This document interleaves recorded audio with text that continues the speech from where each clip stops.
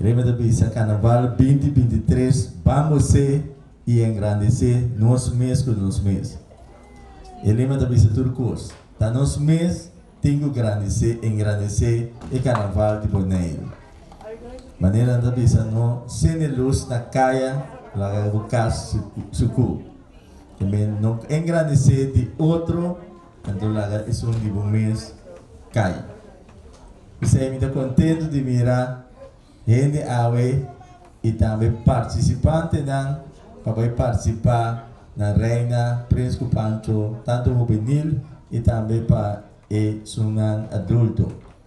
Así nos vaya a noche a instalación de los Reina, Prince y Pancho para Carnaval 2023. Reina infantil, nos tiene Emily Klinger, Jurnisha Sambo, Candra Martín. Durante un fuerte aplauso para todos los tres participantes de la Reina Infantil 2023. Reina Juvenil, participante número 1 lo va a estar Saishali Valentín. Número 2, Nairobi Cecilia. Número 3, Saishalia Valentín.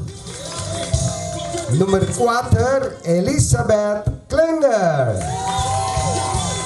Y número 5, Brianisha Alberto. Elección Reina Príncipe Pancho para Carnaval 2023 de Bonaire.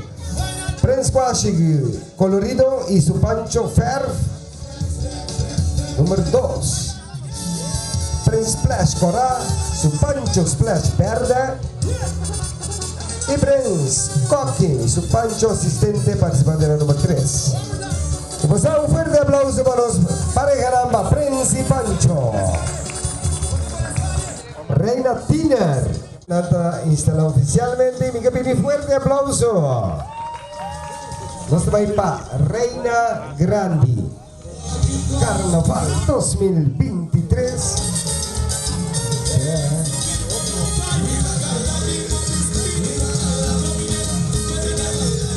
Oficialmente instalada participante de la número 1, Prince Jayera y Pancho Awe.com. Participante Prince Pancho Grandi. Número 2, Prince presente y su Pancho pasado. Ya aquí pues en presencia de noche para poder observar y pues andaba de testigo de instalación oficial de los participantes en empatando elección Reina Prince y Pancho 2023 y los Carnaval.